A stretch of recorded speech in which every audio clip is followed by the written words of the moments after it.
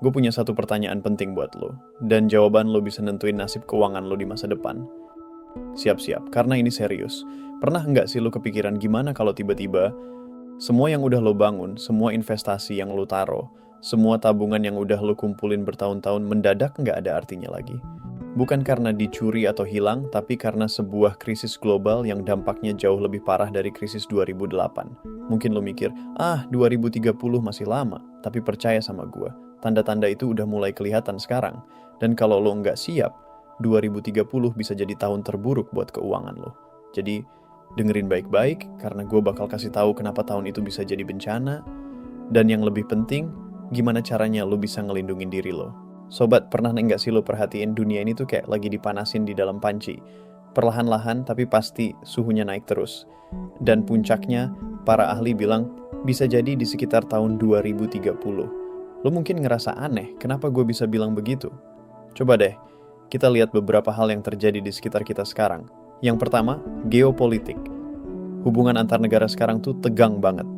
Konflik di sana-sini, perang dagang yang enggak ada habisnya, dan perebutan sumber daya alam yang semakin ekstrem. Ini bukan cuma berita di TV loh. Ini adalah fondasi rapuh yang bisa runtuh kapan aja dan bakal bikin ekonomi global goyah.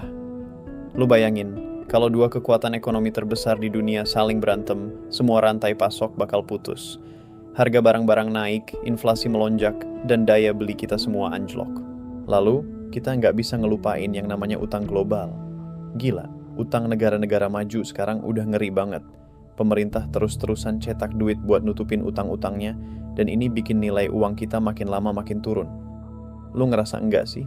Uang yang lo pegang sekarang kayak enggak seberharga dulu? Dulu, Rp50.000 bisa buat beli banyak hal, sekarang cuma cukup buat sekali makan. Itu adalah efek dari inflasi yang enggak terkendali. Dan para ekonom bilang, ini bakal jadi bom waktu. Bom yang bisa meledak pas utang-utang itu enggak bisa dibayar lagi, dan akhirnya memicu krisis keuangan besar-besaran. Dan yang ketiga, disrupsi teknologi. AI dan otomatisasi udah mulai menggantikan pekerjaan manusia. Ribuan pekerjaan yang dulu lo anggap aman, sekarang bisa dikerjain sama robot atau program komputer. Lo bisa lihat sendiri, banyak perusahaan yang mulai memangkas karyawan dan beralih ke teknologi. Ini bakal menciptakan gelombang pengangguran masif, dan orang-orang yang enggak punya skill baru bakal kesulitan buat bertahan. Jadi, krisis 2030 ini bukan cuma soal duit yang hilang, tapi juga tentang masa depan pekerjaan lo yang mungkin enggak secerah dulu. 3 faktor ini, geopolitik, utang global, dan disrupsi teknologi adalah bahan bakar yang sedang dipersiapkan untuk ledakan besar di tahun 2030. Terdengar menakutkan kan? Tapi tenang, ada jalan keluarnya, dan itu dimulai dari kesadaran lo sekarang. Jadi, krisis 2030 yang gue bahas ini bukan cuma soal harga saham yang jatuh atau bank yang bangkrut, tapi jauh lebih dalam dari itu. Ini adalah krisis nilai dan mindset yang bakal ngubah cara kita hidup, bekerja, dan berinvestasi. Lo tahu nggak, di era sekarang ini, banyak orang terjebak dalam jebakan konsumerisme dan hutang konsumtif. Kita terbiasa beli barang-barang yang nggak kita butuhin cuman buat ngikutin tren atau buat pamer. Cicilan mobil baru, gadget terbaru, liburan mewah yang dibayar pakai kartu kredit. Semua itu kelihatannya enak di awal, tapi sebenarnya itu adalah jebakan yang bisa bikin lo bangkrut kalau krisis beneran datang. Gue mau ajak lo berpikir lebih jauh.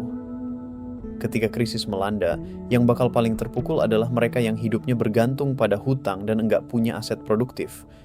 Aset produktif itu apa sih? Ya, aset yang bisa menghasilkan uang buat lo bahkan saat lo lagi tidur. Contohnya, properti yang disewakan, bisnis yang jalan sendiri, atau portofolio saham yang solid. Nah, banyak dari kita yang sibuk membangun pasiva alias pengeluaran, bukan aktiva alias aset. Kita sibuk nyicil hal-hal yang nilainya terus turun, kayak mobil, bukan yang nilainya terus naik, kayak tanah atau saham perusahaan bagus. Mindset ini yang harus kita ubah. Jangan cuma mikir gimana caranya beli barang yang kita mau, tapi pikirin gimana caranya punya aset yang bisa ngasih kita kebebasan finansial. Dan ini bukan cuma soal uang loh, ini juga soal mental. Banyak orang yang panik dan ngambil keputusan yang salah saat krisis datang.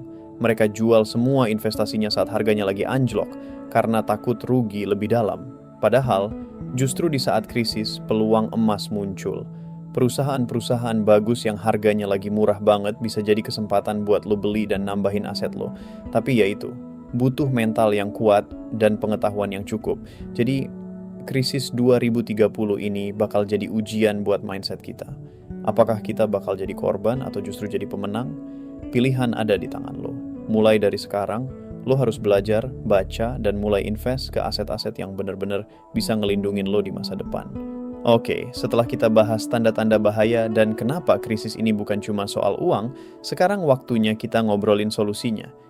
Gimana caranya kita bisa bertahan, bahkan menang di tahun 2030 nanti? Kuncinya ada di dua hal, diversifikasi dan pengembangan diri.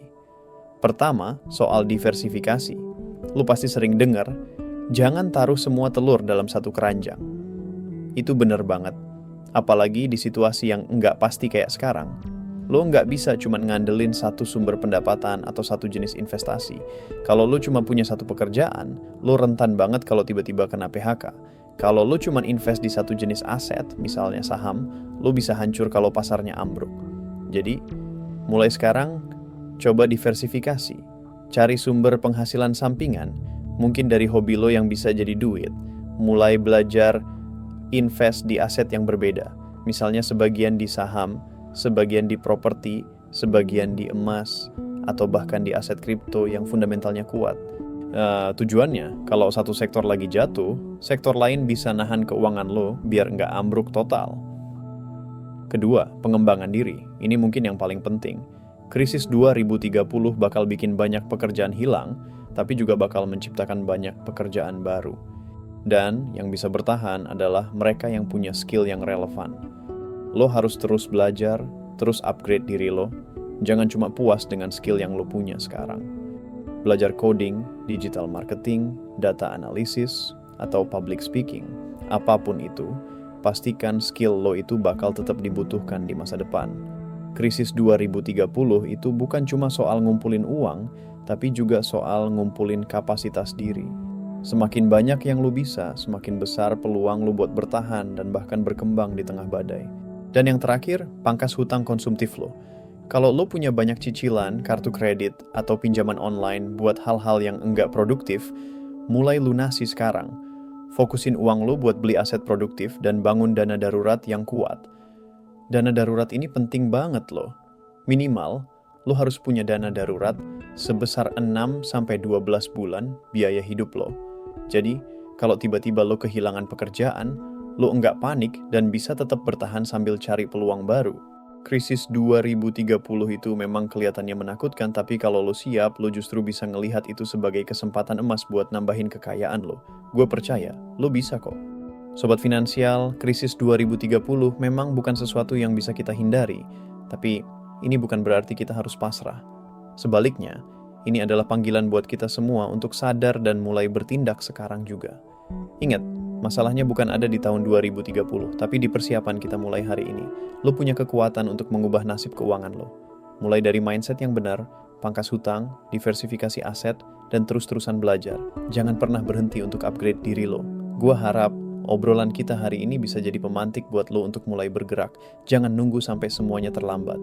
Yuk, sama-sama kita bangun fondasi keuangan yang kokoh. Dan kalau lo suka sama pembahasan kayak gini, jangan lupa like, share ke teman-teman lo, dan subscribe supaya lo nggak ketinggalan info penting lainnya dari gua. Sampai ketemu di video berikutnya. Tetap semangat dan jangan pernah berhenti berinvestasi ke diri lo sendiri.